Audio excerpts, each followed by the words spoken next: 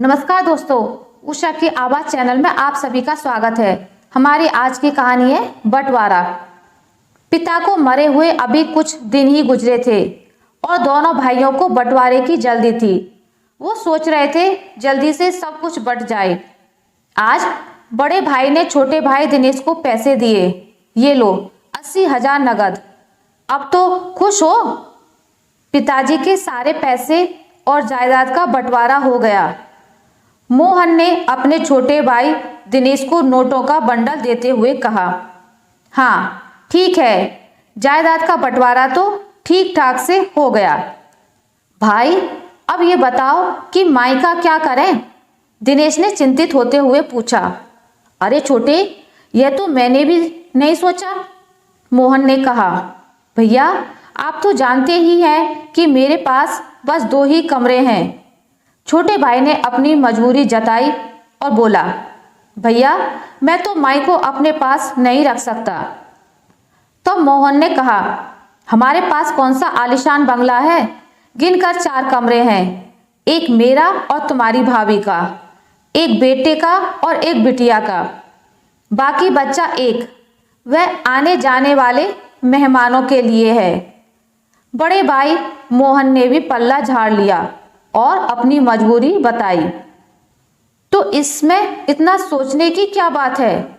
सासू माँ को कुछ दिन देवर जी अपने घर में रख लें, कुछ दिन हम अपने घर में रख लेंगे, फिर गांव पहुंचा आएंगे। भाई आखिर गांव के घर की भी देखभाल करने वाला कोई चाहिए कि नहीं?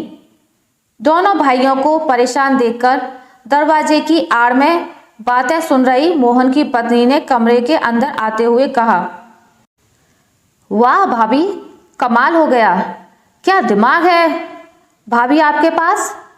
जिस समस्या का हल हम दोनों भाई पिछले कई घंटों से नहीं सोच पा रहे थे, वो तुमने 2 सेकंड में खोज निकाला।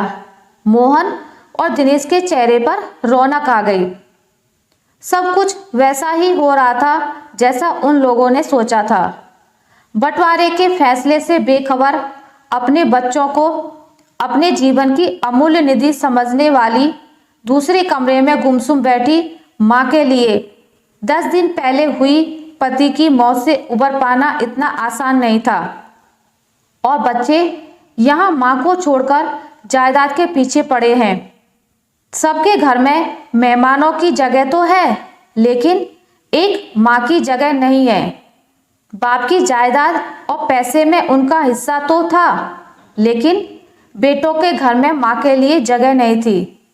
शर्म आनी चाहिए ऐसे बेटों को जिन्होंने माँ का भी बंटवारा कर लिया।